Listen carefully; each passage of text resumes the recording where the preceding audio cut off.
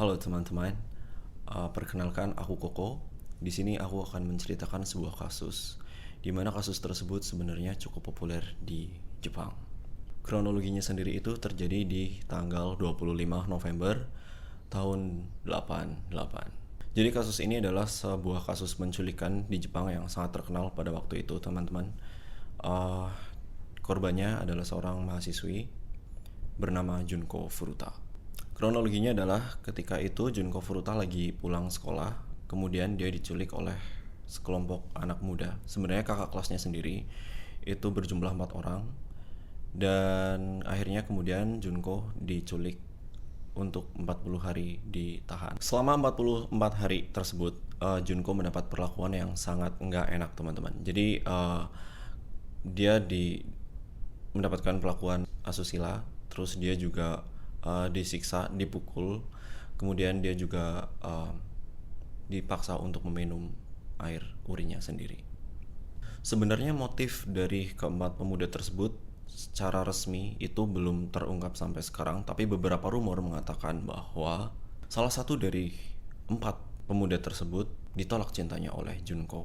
Nah, setelah penculikan itu terjadi, akhirnya Junko dibawa ke salah satu rumah dari 4 dari anak muda tersebut yang bernama Joe. Di sanalah si Junko itu diperlakukan banyak hal yang tidak menyenangkan, disiksa, diperkosa, dan segala macam ya teman-teman. Sebenarnya orang tua dari salah satu 4 pemuda tersebut itu mengetahui tentang kejadian tersebut. Namun sayangnya orang tua dari salah satu pemuda tersebut tuh dia tidak berani untuk mengungkap atau memberitahu kepada polisi bahwa ada kejadian seperti itu. Itu dikarenakan karena ternyata salah satu dari mereka itu ada yang berhubungan erat dengan Yakuza, dimana kalau seandainya nanti Junko lepas dan akhirnya kejadian ini terbongkar, bisa-bisa maka yang terjadi akan lebih parah kepada Joe, karena yang mengetahui adalah orang tua dari Joe. Mungkin dari teman-teman ada yang bingung kenapa sampai 44 hari, apakah tidak ada pencarian?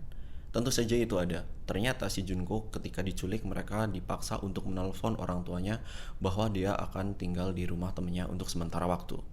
44 hari ditahan, dan tepat pada tanggal 4 Januari 89 akhirnya Junko meninggal.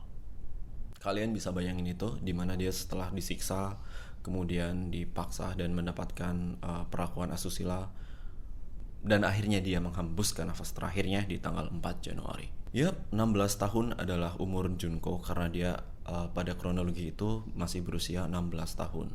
Oke, itu menurut aku ngeri banget sih, karena di umur dia yang 16 tahun dia harus mendapatkan perlakuan seperti itu. Buat teman-teman yang pengen tahu gimana Junko, ini dia.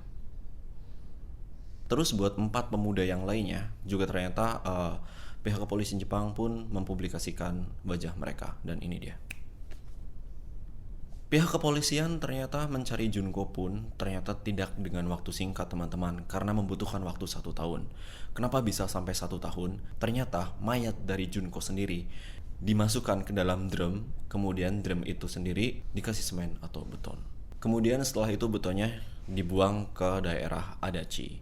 Oke, setelah kasus ini terungkap, kemudian kasus ini menjadi kasus yang paling terkenal di Jepang dan menjadi kasus yang terkeji di Jepang. Ya, bisa dibilang salah satunya sih. Dan kasus ini diberi nama kasus pembunuhan gadis SMA di dalam semen.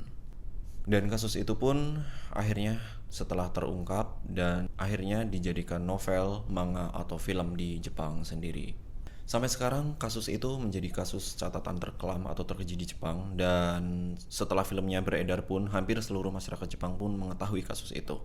Aku harap teman-teman bisa menjaga diri lebih baik lagi dan lebih berhati-hati, oke? Sampai segitu dulu dari aku, mungkin kita akan ketemu di video selanjutnya. Terima kasih, Koko, bye.